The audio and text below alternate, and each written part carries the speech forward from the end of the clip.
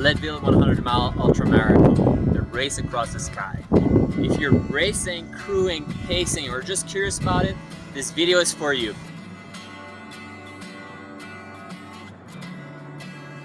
My name is Simon. I've raced it twice before, one sub 25, one close to 30 hour. So by Leadville standard, I'm kind of a baby, but I'm also a Leadman, and I want to share with you some of the tricks and tips I've learned racing this course specifically. So let's dive right in. Let's talk about Leadville and race strategy. I'm not going to go through the history of Leadville. I think you should read about it. Look who joined us now! The whole crew! The whole crew. Today, let's just talk about the difficulty and how you can actually be successful. So first things first, a lot of people say that Leadville is extremely difficult, and I don't disagree, but what are the actual challenges? What makes this 100-mile difficult? Leadville is very tricky to complete under 30 hours, and that's the first thing. The first thing is that the course itself is kind of difficult, but really Hope Pass is the crux of it, and everything else is grinding. If you can do a 100-mile and you can do Hope Pass, you're probably gonna be fine, but 30 hours is kind of short for this course. I think 32 hours would be like a more reasonable time. Then obviously the altitude. The altitude is the X factor. If you come from sea level and you come directly and you're struggling and maybe even you DNF, just so you know, come back next year and take your vacation in Colorado a week or two before. That's gonna make a huge difference. There's a lot of cutoff, and all of these cutoff, especially at the beginning, can be somewhat aggressive. And then, okay, but when should you be at the aid station? There was a really nice Excel sheet that you could just input what's your finishing time goal, and then that becomes your game plans. But very quickly, it becomes pretty aggressive, and that is what makes Leadville difficult, is that you have three segments that you need to think of. One is the first 40 mile to Twin Lake outbound, where you actually don't have so much time to get there, and it's fairly runnable, and you're somewhat expected to run. Then the middle segment, doing Hope Pass twice, would be kind of the mountain segment of it. It becomes a little more technical, it's definitely steeper, you're at high altitude, and then you're back at Twin Lake, which I think is the hardest cutoff. If you're back at Twin Lake, then you're switching, and also the cutoff switch too. Now it's grinding. If you just want to finish, stay aware of the cutoff, but it becomes more generous. You can include more walking in there. You can include more pausing at the aid station, taking care of yourself. These three things are totally different and require different type of people. So if you're strained, if you're a road runner and you know, sub 3 hours marathon, that's great. That's gonna help you in the first 40 miles. But when you go up Hope Pass, do you have the skills, the footing to actually run downhill on a trail? Similarly, if it's your first 100 mile, the grinding season might be something you're not familiar with, when you're really destroyed and then becomes a mind game and it's all in your head. You start in town, it's a very electrifying experience, so many people, and you'll see very quickly different pace. Go at your pace. You will go through town, then you'll hit a dirt road that goes downhill. It doesn't seem so steep when you're coming that direction, but on the way back, it's a different story. Eventually you'll hit Turquoise Lake, which is really the main mileage of this segment. Turquoise Lake is somewhat technical. It's the kind of technical that is just a little bit technical, just enough rocks and roots to trip you. And because it's pretty crowded, you're most likely following other people, so you don't have as much time to react to things, and it's in the dark. So you definitely should try and gain some time, but watch out to not trip.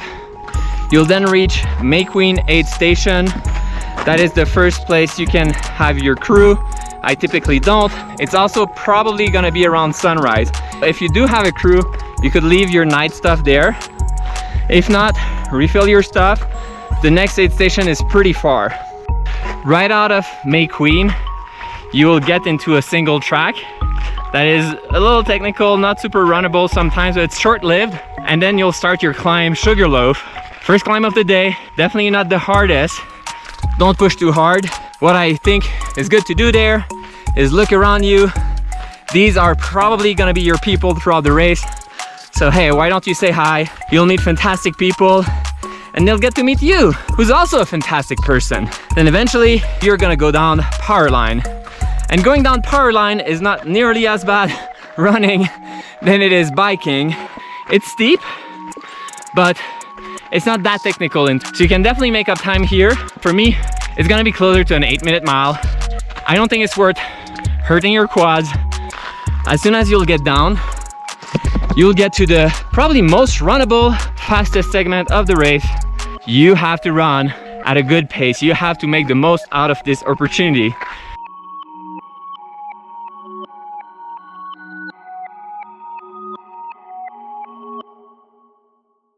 Now you're gonna be in a cow field. Well, honestly, I don't know if there's any cow. You can really roll an ankle there because you have a lot of holes and they're really hard to see because of the grass. So it's easy to just step in it, roll your ankle, then you're gonna get on the road again. Still a very fast segment, fairly flat. You're gonna turn right eventually, and then it's gonna be a dirt road. And it's slightly uphill, but it's the kind of uphill you have to think about your own strategy, your own body. Are you gonna run that or not? I run some of it sometimes just to make up time, but I don't know what's the best strategy there. Definitely, if you want to do sub 25, I think you should run that. If you want to finish, maybe you save your energy and you push a little later or on the downhill. You'll reach Pipeline. It's the one where there's a lot of car park. That's just where crews can come. I usually don't, because we were just out of Outward Bound and there's an exit station coming up. So usually I just go straight out, reach pretty quickly, Half Pipe or Pipeline, and that's the one that is an aid station. Also, ever since Powerline, the weather might be hotter and hotter. It depends on the weather, you should look it up. But drink plenty, make sure you have your electrolyte, chug at the aid station something, and of course, keep eating. The first half of the race, some people say, oh, the race only started at mile 60. That's totally not true. The race starts at mile 0. It's just that the first half of the race, it's preparing you for the second half. If you don't eat well, you don't drink well, well, the second half will be tough. Then you're gonna be on a trail and you're gonna go towards the mini aid stations, mini helpert, some up, some down, not very technical. If you're like me and you think that one of the most beautiful things about Leadville are the people and the community, then don't miss out on that. Don't miss out on learning about people next to you. From mini helpert, you're gonna run down. It's a lot of downhill. Sometimes it's a little steep, but next thing you know, it's gonna be pretty quick. You're gonna be at Twin Lake. Twin Lake is, how would you describe Twin Lake? A big party with lots of people, lots of food, a big aid station, lots of people cheering, costumes, music. It's hectic and fun. That's right. And it's a major aid station, and especially ever since crews are not allowed to go to Winfield. It's not just a big aid station, it's also an important aid station for you as a runner. There's quite a lot of things that you need to do there. You're switching from running to essentially hiking. So you might want to switch a little bit of your gear. If you were not carrying much clothing, now you need a wind jacket and a rain jacket, because it is Colorado, it is summer, afternoon thunderstorms are very likely. And when you're up at Hope Pass and it's windy and it's raining, you will want that rain jacket. So it's hailing up Hope Pass. The second thing that is important here are poles. I take my poles there. I didn't really need them before, so I just saved myself the trouble. But the pole will be very helpful on here. And lastly, there's no guarantee you can do a sub 25. Maybe that's your strategy. So maybe your strategy is to come to Twin Lake inbound before nighttime. But even if that's your strategy, I highly advise at least bringing a headlamp.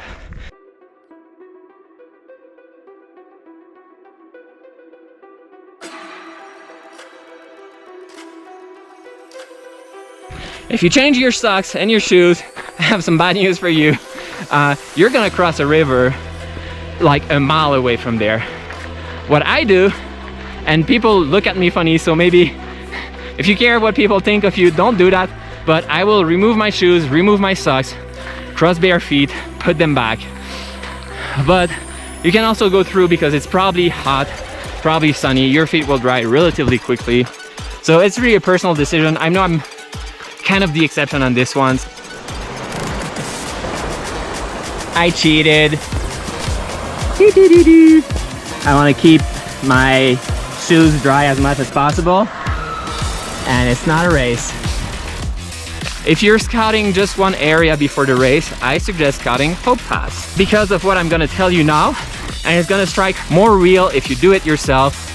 Hope Pass is hard, but it's manageable, and it's steep and it's long, and you're gonna grind and you can make it. You'll make it. You'll reach that Hope aid station where there's llama, so you have that looking up for you. Like, think about the llamas, they're so cute. And obviously shout out to all the volunteer, not just there but everywhere, race organizer. It's a great race. I'm always coming back for that one, so it hopefully tells you just how awesome this race is.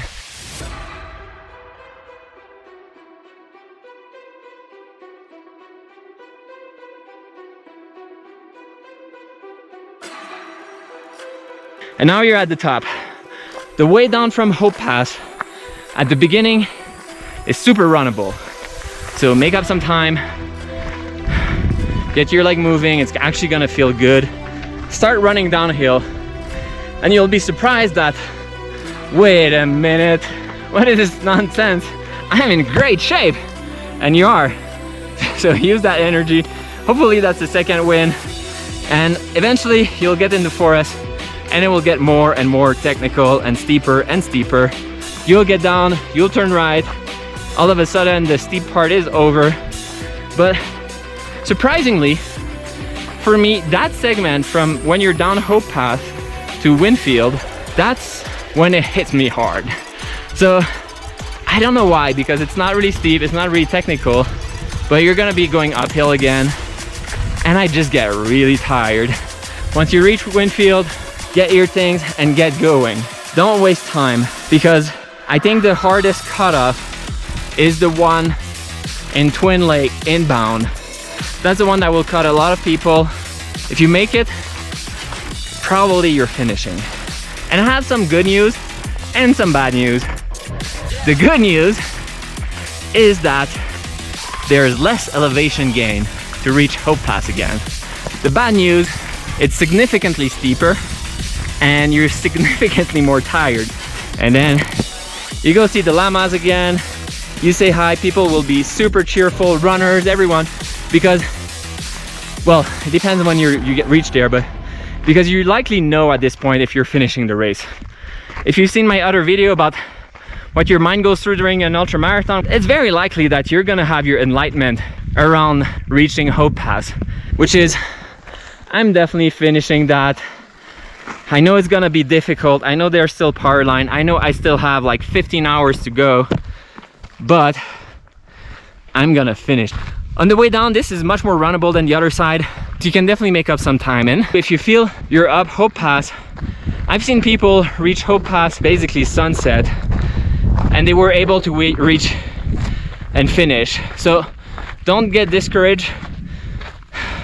If you pass any cutoff, there's always a chance. It's gonna be a struggle, and that might mean, yo, you gotta send it. You gotta send it. But don't worry, after that, you just have to grind for 40 miles.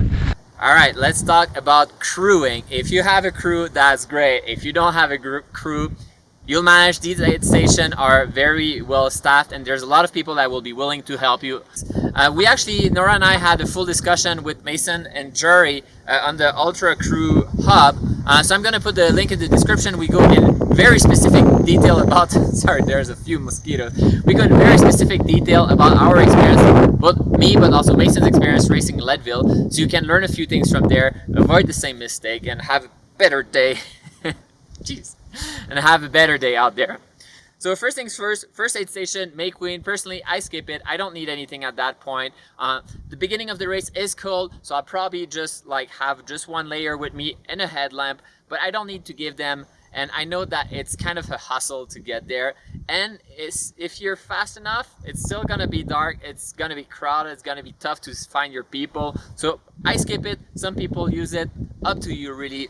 But for me, the first crew stop will be at Outward Bound, about 24 miles. And I think that's a great time for me to switch to full on day gear for the segment ahead where I want to be fast. Then my crew will go directly to Twin Lakes, where it's the biggest aid station. We've mentioned that before, but it's also very crowded and parking will be a problem. So you might park easily half a mile to a mile away from the actual place you'll want to be.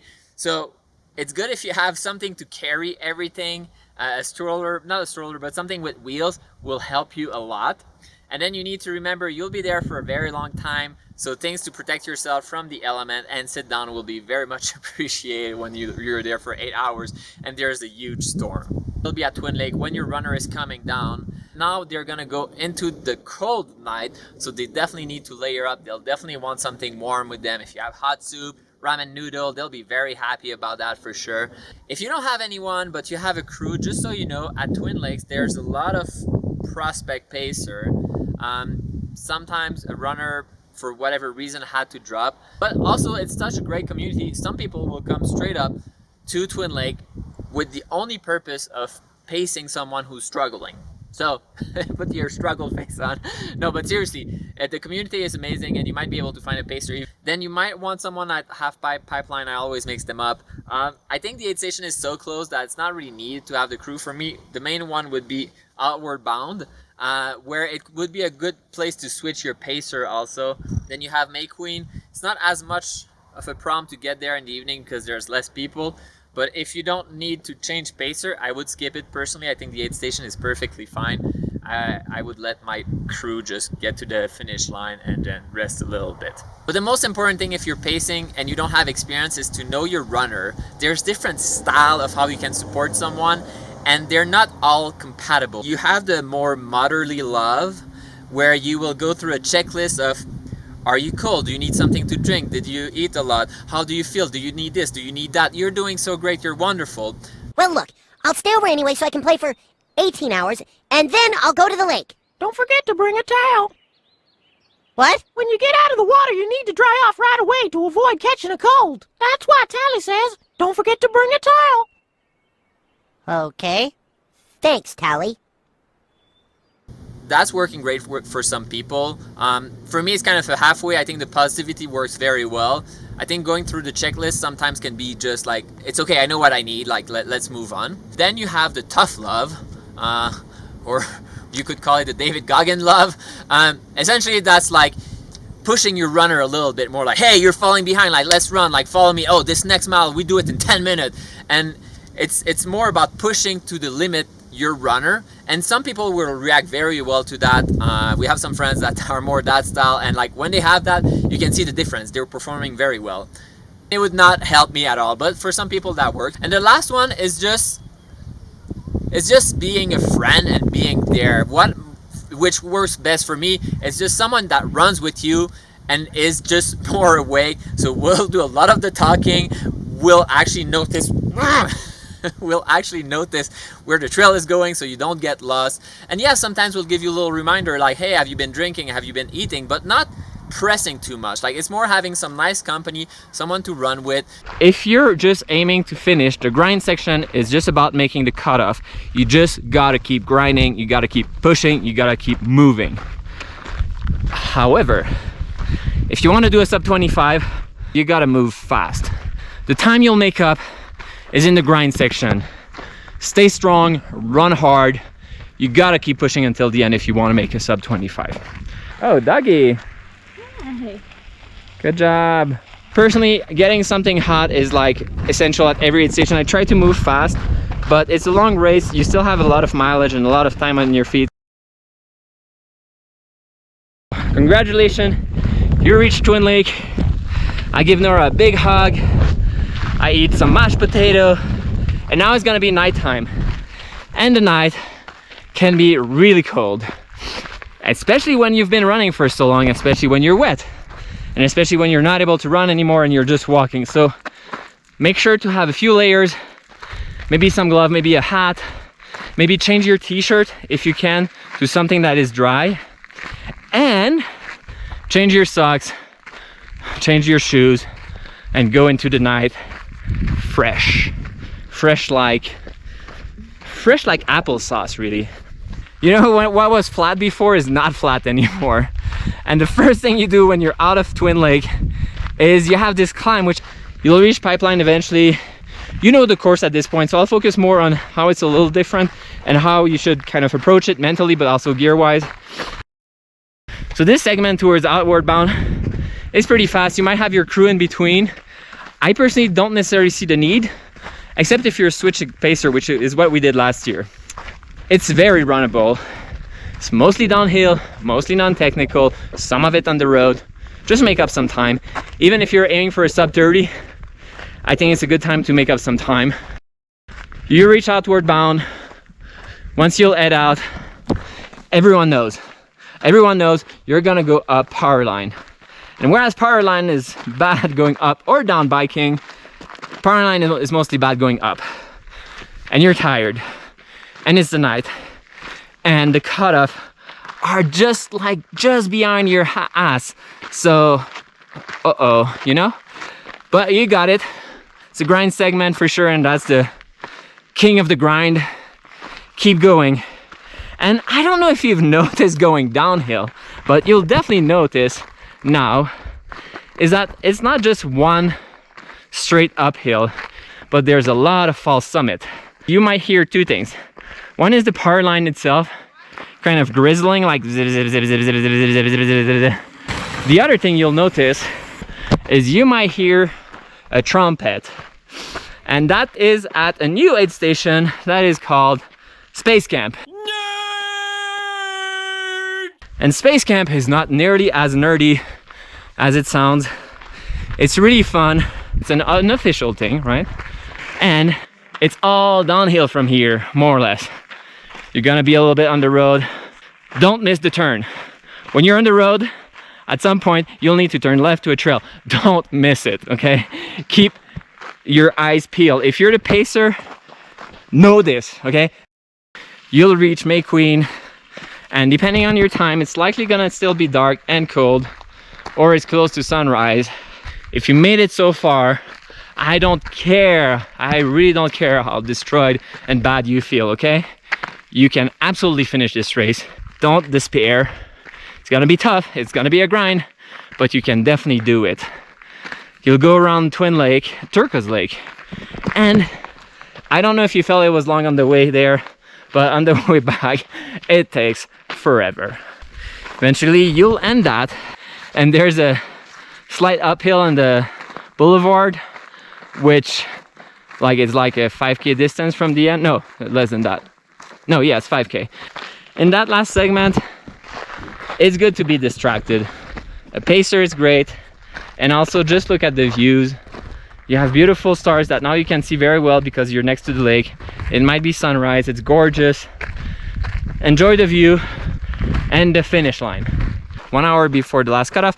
It's what we call golden hours. So many people cheering for you, so many people wanting you to be successful. On 6th Street, you will rise before the end and we'll see you. And if there's just a few minutes left, everyone is holding their breath. Everyone hopes you're making it. Everyone is cheering for you. Everyone is looking at you. Crawl, run, doesn't matter. You can make it. It's all in your head. And that's something you will forever remember. And that's it. That's all you need to know. Or actually, that's all I can tell you. What you need to know also is what will happen on the course. So good luck out there. I'll see you. Obviously, I'm racing this year, so I'm going to post my race recap. But I hope you have a good day out there. I hope these tips were helpful. If they were, please leave a thumbs up. That's helping me a lot make these videos. So thank you, and see you on the trail.